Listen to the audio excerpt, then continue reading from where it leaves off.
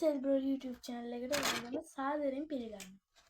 අද අපි අර headset එක unbox කරන්නේ. ඒකේ මම කිව්වා 3.5mm audio jack එකක් මේ type C එකට ගහන එකක් convert එකක් අර මේ පෙන්නනවා කියලා. මේ තියෙන්නේ convert එක. ඔව් අනේට. හරි. ඉන්න බා වඩ පාටන. හොඳයි. මේ පාට හොඳයි. ඔව් මේ පාට. ඔව් මේ convert එක ගැන. මේක තියෙනවා type C to 3.5mm කියලා. මේක sounds quality කර හොඳයි.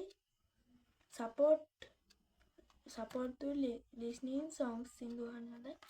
කෝල් ගන්න පුළුවන්. මේකේ තව තියෙන digital clip එකක්.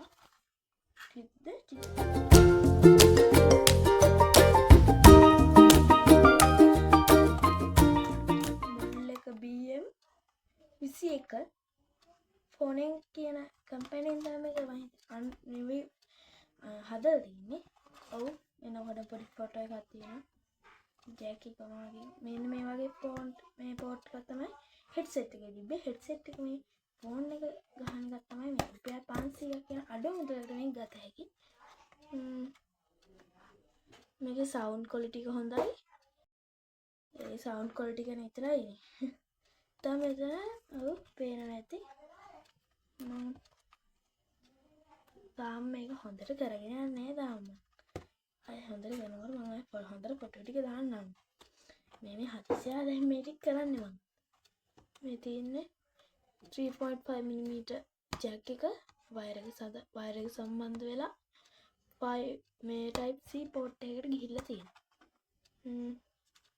මේක මම හිතේ made in China. චරයි මේක ඉතින් කියන්න තියෙන්නේ.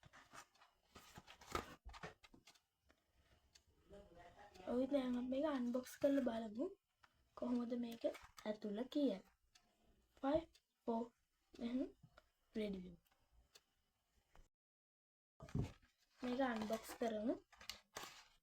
ඔය එනකොට මේක සුදු මේ ප්ලාස්ටික් මෙච්චර හිම් එන්නා කියලා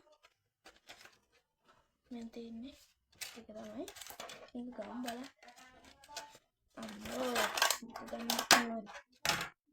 ඔව් මේ තියන්නේ